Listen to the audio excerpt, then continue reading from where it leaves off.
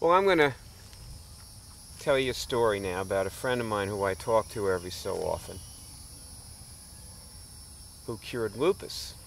And you may be wondering, what in the world does lupus have to do with Graves' disease? Let me tell you, like, the way you learn how to cure a disease is by studying how people cured other diseases in addition to the one that you're curing, because then you get a depth and a perspective on curing it. That's very, very useful and very important.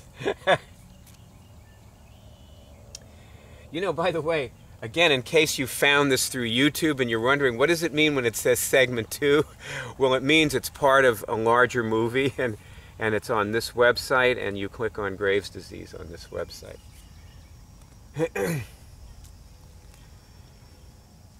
We have got to get a message to somebody who has the power to tell sufferers of Graves' disease that they can cure it. You know, it's tragic that you're going to cure this thing and they won't be able to because they don't know that it can be cured. And so far, none of us have been powerful enough to do that, or even find the person who could, who can let them know. And I realize this is probably beyond your reach. You know, it's probably not something you're able to do either. I haven't been able to do it, but it's definitely something that you need to hear. You and I have the cure for Graves' disease, and we're responsible for these guys, for letting them know about it somehow. And I'm not totally sure how, because one thing I can tell you is that putting bumper stickers on your car doesn't do it.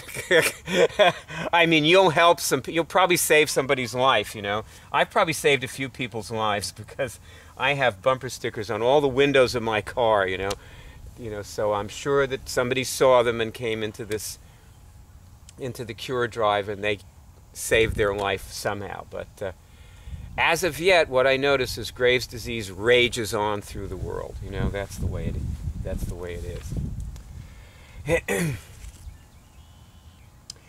So now to my friend who cured lupus. And that's what happened, this woman called with lupus. She was the first person who ever cured lupus, and I didn't think you could cure lupus, or that it wasn't going to be that easy. Anyway, I thought it wasn't going to be that easy, and Barb, my assistant, was talking to her on the phone a lot, and I kept saying, Barb, you're probably not going to succeed with this. But she kept on. It's funny, I was so discouraging about it, and I'm saying this just to spread my infamy so that you realize that, I just need to say this. You know how you have to tell people you're an addict, Well, I need to tell people what I did wrong in the past so that I don't repeat my mistakes. Anyway, but Barb didn't listen to me, fortunately, and she often doesn't, fortunately. And so Celeste cured her lupus. It took them a while, though, like maybe a month, or maybe a little more. She had systemic lupus, the lethal kind, and she'd had it for 11 years. She was on disability. Her hands were paralyzed, and so on and so forth, and then all those symptoms disappeared. The secondary arthritis disappeared also, and that was that. And one reason I kept in touch with her is because Barb ended up going to Santa Fe and moving in with her. So I would, Celeste sort of became like a person in my life, In that way, my connection with her was Barb. And then later she just took on a life of her own. Well, anyway, about 5 or 6 years ago, it was a couple of years after about maybe 2 or 3 years after she cured the lupus, I called her. I don't know why I just was calling, but the thing is, I am a manifester, okay? I call people at the right time. I'm the kind of person who will wake up at 4:20 in the morning, and I'll go to the bathroom and get a drink of water, and I'll come back and I'll be like completely relaxed, and all of a sudden, out of nowhere, the phone rings. Like somebody, this has happened a few times in my life. And it's just, I never get awakened or disturbed by it. It's always, although maybe I just don't hear those calls coming in. But I'm always there, you know. It's funny, isn't it? You know, it's so funny. Don't call me at 4:20 in the morning. Just because I said this now. It's not permission, okay? But anyway, so I called her up, and I just said, hey, what's up? How you doing? You know, and she goes, I got lupus back. I said, what do you mean? You know, she goes, I'm getting the symptoms. She said, my face is changing. You know, their face changes. That's why they call it lupus, because they become lupine. They look a little bit wolf-like. And she said, my face is changing and my skin is stretching. I'm so scared. I said, when did it start? She said, about an hour ago. I'm telling you, I'm a manifester. Like, I called her right when it was happening. And you know, the funny thing was, I just got irritated with her. I said, come on, get out of here. You know, you cured this thing. You know how to cure it, so what are you doing? Like, cure it, you know? And so, and I was going to help her. Like, I was going to stay there and, you know, do it with her. Well, all of a sudden, my other phone rang.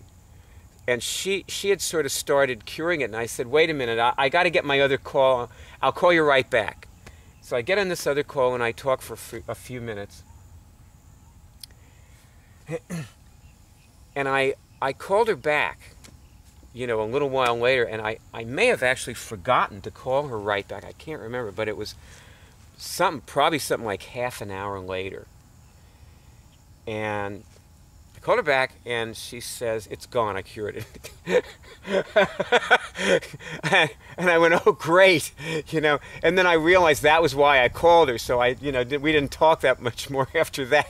After that, on that call, I said, okay, now I know why I called you. You know,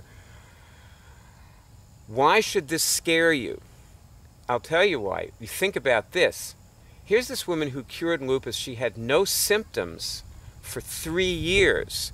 Now, here was somebody who was crippled. Okay, she went back to work.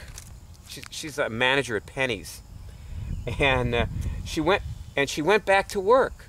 You know, you can't do that kind of job with, you know, when you can't move your hands. Okay, but she was okay for several years, and then all of a sudden the disease came back. Do you think she was still hosting it? Maybe.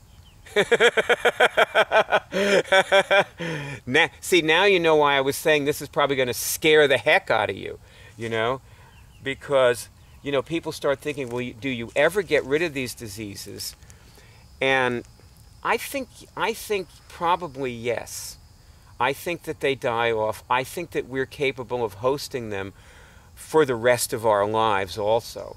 I think if you're not very, very thorough, that you're still hosting.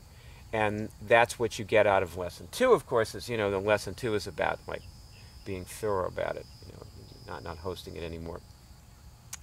I don't know if you did in lesson 2, you know, I sort of think that people would tend to do this movie after lesson 1, which is, I'm making it for that purpose, you know, to be done after lesson 1, because I just think that it's right next to the lesson 1 movie. And also, I think that this is a good prelude to, you know, listening to the Cure shows, which is basically one reason I made this movie, is to get people, you know, into a place where they can make the most out of the Cure shows. Because, you know, Cure shows are incredibly boring. I mean, you know, you're listening to this person cure this disease. I mean, how exciting can that be, right? I mean, we have our moments, sure, but